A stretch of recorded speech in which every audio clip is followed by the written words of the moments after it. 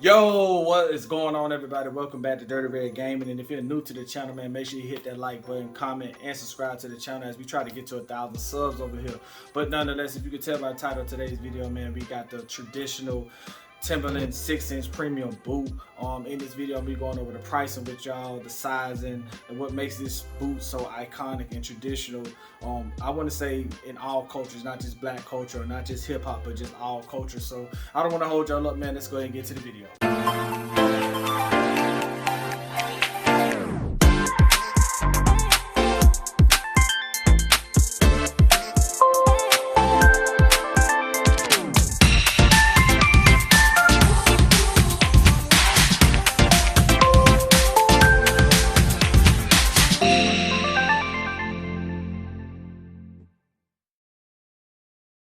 Okay, so first thing first, man, we're gonna start out with the box, man. As you can tell, you just have the white with the yellow, and then you see the Timberland tree in the middle.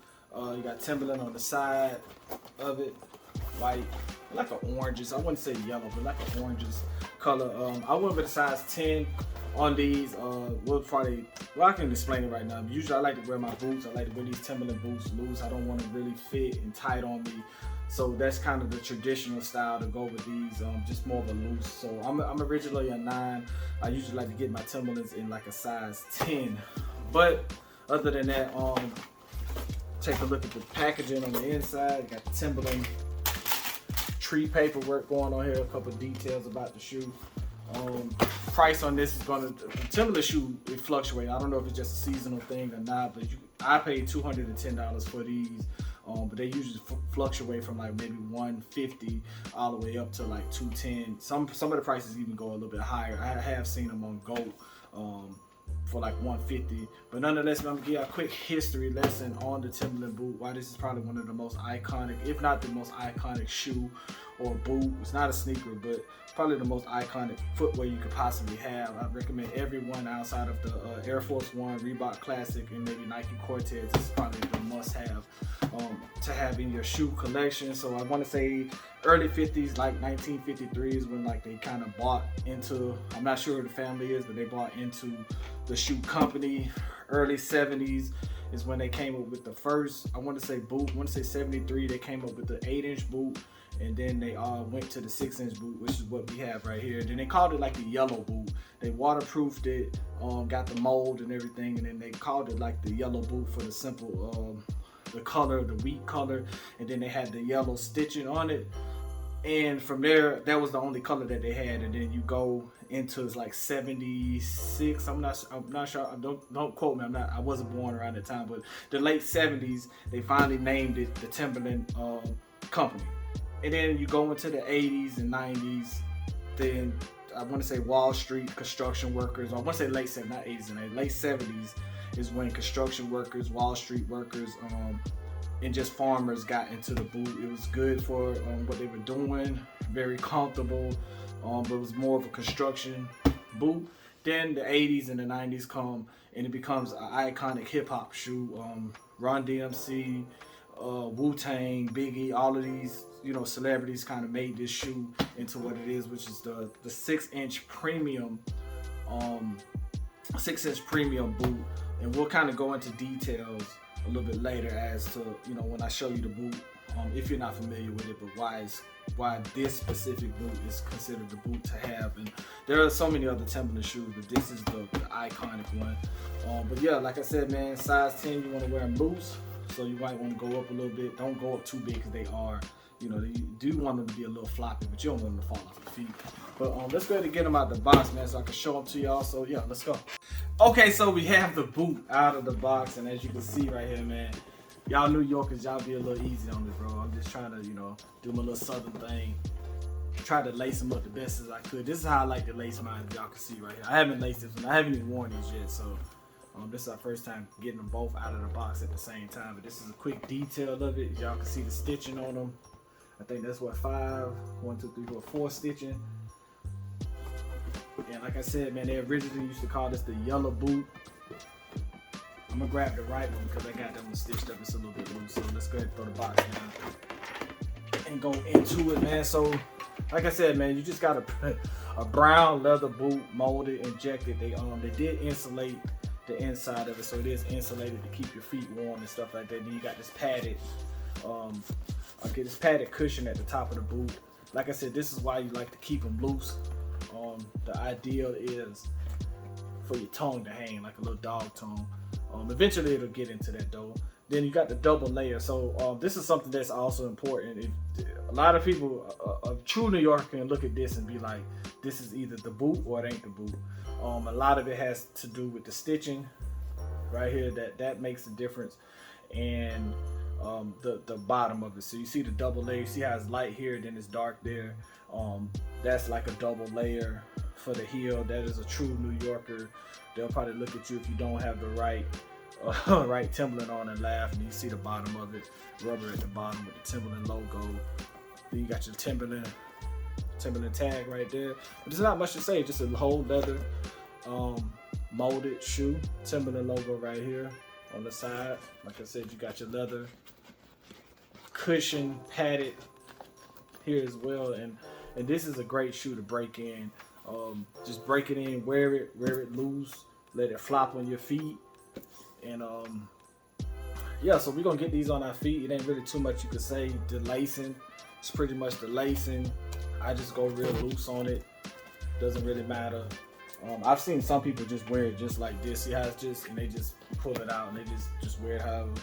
It's a new world of people. And then also with the technology with these as well, I can imagine that these are totally different from where they were first started. It's a genuine leather, upper leather, and man-made linings. Man-made also made in the Dominican Republic. Let me see. It does have the Prima Loft interior, which is kind of just the insulation to keep your feet warm, as you can see right there. But like I said, with the size 10, man, I want this to flop on my feet. And I'm gonna show y'all the different Timberland as well, so y'all can spot the difference and know the difference in the premium Timberland and just a regular Timberland. I think I have the padded ones, the double padded here, and I'll just show them after we try these on our feet. So there you have it, man. Premium 6-inch Timberland. Let's get them on our feet. Wrap this video up.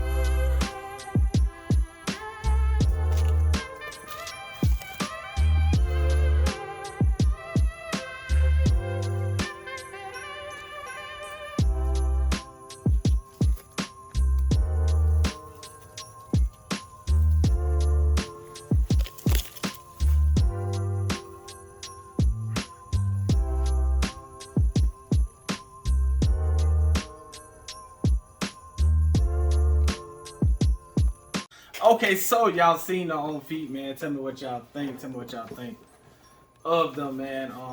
Really feeling them. I needed another pair, so that was something I wanted to grab for myself. Got them for Christmas, actually. $210. You really can't beat it. Before we end the video, though, I'm going to rate these 0 to 10. And I'm going to tell y'all if y'all should cop these or if y'all should not be. That's something I like to do when it comes to my sneaker videos. If the shoe not worth it, I'm not going to tell y'all to go grab it. But in this video, man, if I had to rate the Timberland boots, I'm going to give it a 10 out of 10. Probably one of the most iconic shoes. They're probably like 4 or 5 sneakers that I think every man should have in his closet.